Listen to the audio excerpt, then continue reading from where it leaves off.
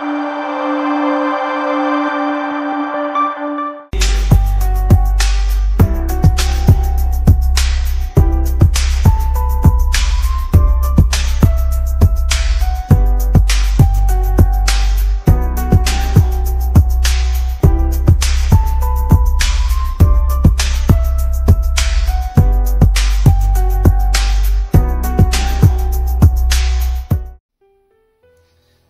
বন্ধুরা, আজ আপনাদের সাথে যে বিষয় নিয়ে আলোচনা করব সেটি হলো শেয়ার মার্কেট পড়লে আপনারা অনেকেই জিজ্ঞেস করেন যে আমরা কি হোল্ড করব, বাই করব নাকি সেল করব।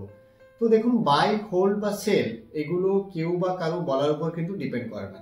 বাই, সেল অথবা হোল্ড আপনি কিভাবে করবেন সেটা বোঝার জন্য আমি আপনাদেরকে দু তিনটে জিনিস বলতে চাই। দেখুন, যখন আপনারা কোনো শেয়ার কিনবেন তখন অলওয়েজ একটা জিনিসকে মাথায় রাখতে হবে, তার টেকনিক্যাল এবং ফান্ডামেন্টাল অ্যানালাইসিস। টেকনিক্যাল অ্যানালাইসিসের থেকেও আপনাকে কিন্তু ফান্ডামেন্টাল অ্যানালাইসিসের উপর বেশি করে কিন্তু জোর দিতে হবে। তার কারণ আপনি কখনোই একটা শেয়ারের টেকনিক্যাল জিনিস দেখে কখনোই বলতে পারেন না যে শেয়ারটার যে আগের যে কি পারফরমেন্স করবে সেটা আপনাকে কিন্তু তার ফান্ডামেন্টালের উপরে ডিপেন্ড করে কিন্তু চলতে হবে। তো ধরুন, আমি আপনাদেরকে দুটো স্টকের এক্সাম্পল দিতে পারি। আপনারা সবাই শুনেছেন রেল বিকাশ নিগম, এটা একটা স্টকের নাম। আর একটা আবার সবাই শুনেছেন সুপ্রিয়া লাইফ সায়েন্স। তো আমি এই দুটো শেয়ার দিয়ে আপনাদেরকে বোঝাতে চাই যে শেয়ার মার্কেটে আপনারা কখন বাই করবেন, কখন হোল্ড করবেন আর কখন সেল করবেন। ধরুন, রেল বিকাশ নিগম লিমিটেডের আপনি যদি শেয়ার বাজারটা দেখেন তাহলে কিন্তু নভেম্বর বা অক্টোবরের শেষ দিক থেকে শেয়ারটা কিন্তু প্রায় 15 থেকে 20% কিন্তু কমে গেছে। অর্থাৎ শেয়ারটা দেখবেন একটা টাইমের ভ্যালু ছিল 250 কি 238, সেই থেকে শেয়ারটা কিন্তু প্রায় 600-র কাছাকাছি গিয়ে পৌঁছেছিল। বাট অক্টোবর মাসে যদি আপনি লাস্টের দিকে দেখেন তাহলে কিন্তু সেই শেয়ারের ভ্যালু প্রায় 15 থেকে 20% কিন্তু কমে গেছে। এবার যদি আপনি সুপ্রিয়া লাইফ সায়েন্সের ক্ষেত্রে দেখেন তাহলে সুপ্রিয়া লাইফ সায়েন্সের ক্ষেত্রে দেখবেন শেয়ারের যে ভ্যালুটা রয়েছে সেটাও কিন্তু সেম 300 থেকে বেড়ে প্রায় 600-র কাছাকাছি গেছে।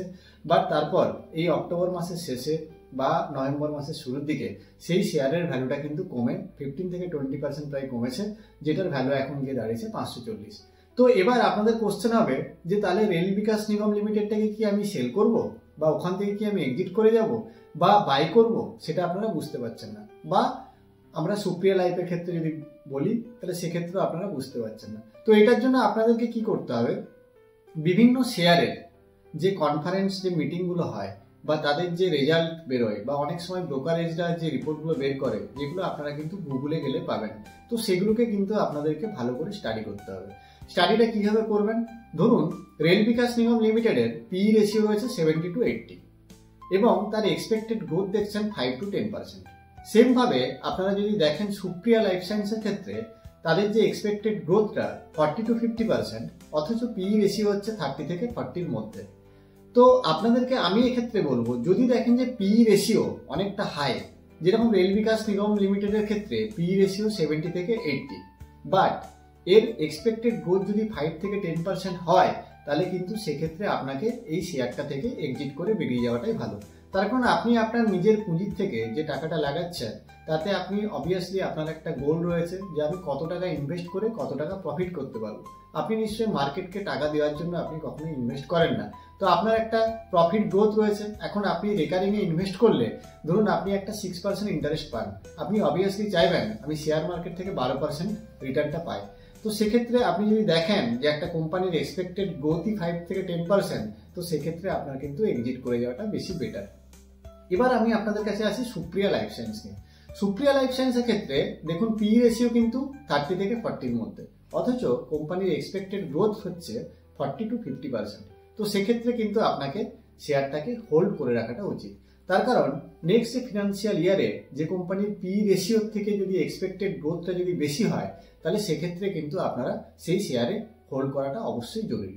আর যদি দেখেন তার পি রেশিওর থেকে তার এক্সপেক্টেড গ্রোথটা কম, তাহলে সেক্ষেত্রে কিন্তু সেই জায়গা থেকে এক্সিট করে নেওয়াটা হচ্ছে সব থেকে বেশি বেটার বলে আমি মনে করি।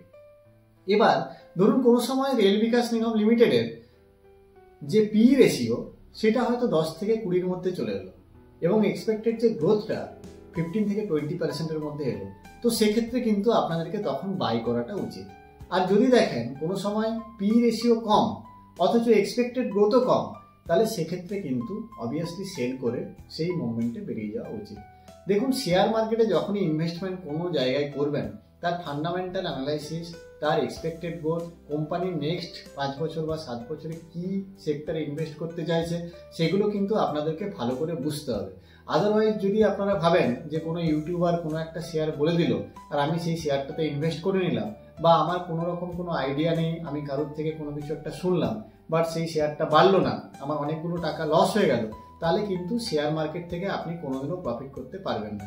শেয়ার মার্কেট যদি এতটাই ইজি হতো তাহলে কিন্তু ঘরে ঘরে কোটিপতি তৈরি হতো।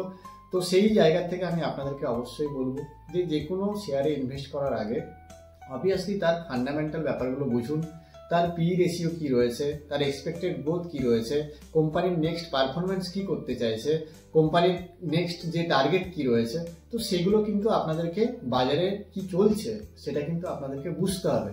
সেটা যদি আপনারা না বুঝে কোনো জায়গায় যদি ইনভেস্টমেন্ট করেন তাহলে কিন্তু আপনারা অবভিয়াসলি লস খাবেন। দেখুন, আমি আপনাদেরকে যেটুকু শেয়ার ভিডিওর মাধ্যমে যেটুকু লেসন দেওয়ার চেষ্টা করি সেটা হলো কখনো কারোর কথাতে কখনো শেয়ার কিনবেন না।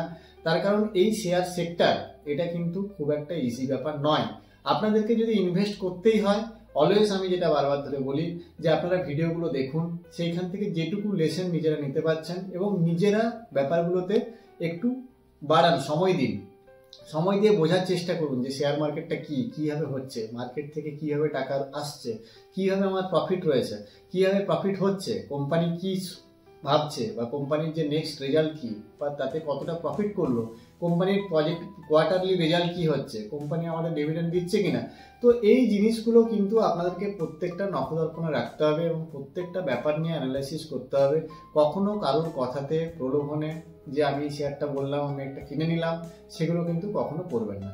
যারা নতুন শেয়ার বাজারের মধ্যে আসছেন, বেশিরভাগ ক্ষেত্রে যে ভুল কাজটা করেন সেটা হচ্ছে কোনো বন্ধু বা কোনো কলিগ আপনাকে একটা সাজেশন দিয়ে দিল, আপনারা পেনি স্টকের দিকে প্রচুর ঝুঁকতে থাকেন যে আমি 200 টাকা যদি ইনভেস্ট করি তাহলে আমি হয়তো অনেকগুলো শেয়ার পেয়ে যাবো, হয়তো শেয়ারের ভ্যালু হয়তো 80 পয়সা বা 85 পয়সা।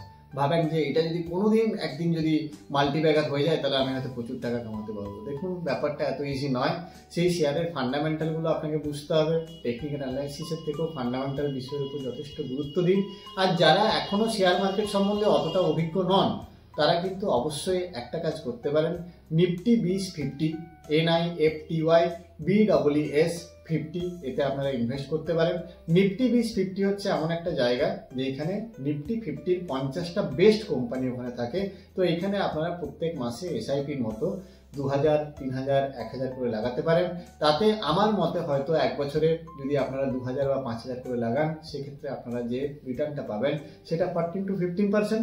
যদি আপনারা সেটা 3 বছর রাখেন তাহলে সেক্ষেত্রে আপনারা মোটামুটি প্রায় একটা 30-32%-এর মতো আপনারা কিন্তু রিটার্ন এক্সপেক্ট করতে পারেন। তো সেক্ষেত্রে আপনাদেরকে আমি বলবো যে নিফটি 20 এমন একটা জায়গা, সেই জায়গায় আপনারা ইনভেস্ট করতে পারেন। যখন আপনারা দেখবেন যে নিফটি 20 থেকে আমার একটা ভালো প্রফিট হচ্ছে, তখন আপনারা বিভিন্ন শেয়ার নিয়ে এক্সপ্লোর করুন। আর কখনো কারোর কথাতে কখনো কোনো শেয়ারে ইনভেস্ট করতে যাবেন না। নিজে সেই ব্যাপারগুলো রিসার্চ করুন, পড়ুন, জানুন। যদি আপনি মনে হয় যে আমি বুঝতে পারছি, নিজে যদি কনফিডেন্ট থাকেন, সেই কোম্পানির সমস্ত কিছু দেখার পর দেন সেখানে ইনভেস্ট করবেন। আর আপনাদেরকে একটা কথা বলি, আমি শেয়ার মার্কেট নিয়ে যে ভিডিওগুলো দিই, আমার ডেসক্রিপশন বক্সে আমার পুরো শেয়ার মার্কেটের ভিডিওর যে লিঙ্ক সেটা আমি আপনাদের সাথে শেয়ার করব। আমার থেকে যদি কিছু লেসন নিতে পারেন তাহলে ভিডিওগুলি অবশ্যই দেখবেন এবং কমেন্টে অবশ্যই জানাবেন আপনারা কি বিষয় নিয়ে শুনতে চাইছেন। কিন্তু দেখুন, আমি কিন্তু কখনো আপনাদেরকে কোনো স্টক রেকমেন্ড করি না, বা কোনো স্টক এটা কিনে নিন বা ওটাতে ইনভেস্ট করুন। তার কারণ এটা আমার কোনো রকম আপনাদের টাকা পয়সা লস করানো বা কোনো কিছু থেকে কিভাবে প্রফিট করতে পারেন সেটুকু আপনারা গাইড করতে পারি, তার থেকে বেশি কিছু নয়। তো আমি আপনাদেরকে অবশ্যই বলবো কমেন্ট বক্সের মধ্যে আপনারা জানান যে আমরা এই বিষয়গুলি নিয়ে শুনতে চাইছি। তো আমি পরবর্তীকালে সেই বিষয়গুলি নিয়ে ভিডিও করার চেষ্টা করব।